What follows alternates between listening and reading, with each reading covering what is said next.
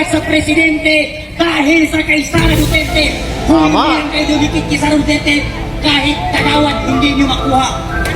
Wala kayong utang na loob. Yang tatay ni Marcos na si Ferdinand Marcos, ilang presidente ang dumaan na matay ang tatay mo, hindi nila nailibing kasi ayaw ng taong bayan. Dumating si Duterte sa pagkapangulo, ipinalibing ang tatay mong bangka. Ang Marcos, anong sabi niya? Pag ako ang nanalo, 25 lang ang isang kilo ng bigas. Naupo ang bangag. Ang bigas ngayon 60, ang Cebu bumaba. Panahon ni Duterte, ang mga adik nagsitaguan. Ngayon bumalik ang adik na naman na presidente, lahat ng adik bumalik na naman. Ang pangako niya, bigas ang bababa. Ngayon siya ang naupo, mumahal ang bigas, bumaba ang Cebu. Grabe naman yan.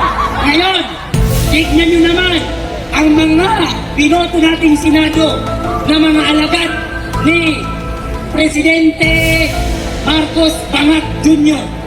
Hoy, kumpleto, Kung bumbo. makaimbestiga sila kay Sara Duterte, nung humihingi si Sara Duterte ng pondo, abay, si Ira Hontiveros, yung si Risa Hontiveros, kung makaimbestiga, akala mo naman anghel.